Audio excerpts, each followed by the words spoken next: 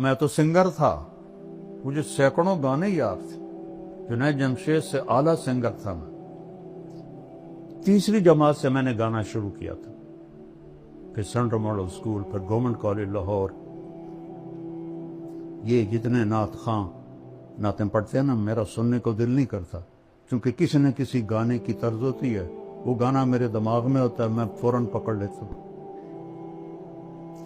جنید جمشید چونکہ خود وہ میوزیشن تھا، موسیقار تھا، تو وہ دھنیں خود بناتا تھا، کوئی گانوں کی بھی تھی۔ تو میں نے ایک دفعہ سنی تو ہم مکے میں بیٹھے تھے، میں نے کہا یار جنید وہ نعت تو سناؤ، میٹھا میٹھا پیارا پیارا میرے نبی کا نام۔ کہنے لگا جی مولانا، میں نے بڑے دل سے گائی ہے، میٹھا میٹھا پیارا پیارا میرے نبی کا نام۔ وہ آگے پڑھنے لگا، میں کہا ٹھہر جاؤ، میں بھی دہراتا ہوں۔ اچھا بول۔ میں نے کہا جانے وہ کیسے لوگ تھے جن کے پیار کو پیار ملا۔ وہ ہنستے ہنستے پیچھے چلا گیا، کہنے لگا مولانا آج تک مجھے کوئی نہیں پکڑ سکا۔ میں نے کہا 60 اور 70 اس کے درمیان جس گانے کی دھن بنے گی میں پکڑ لوں، کیونکہ میرے دماغ میں ہے، وہ ویسے بھولے ہوئے ہیں لیکن جب وہ دھن آئے گی تو میں پہنچ جاؤں گا۔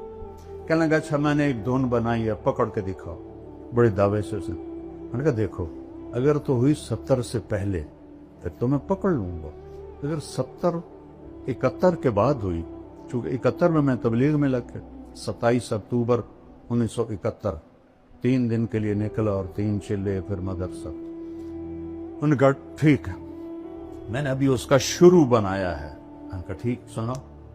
کہتا ہے میرے اللہ میرے اللہ میرے اللہ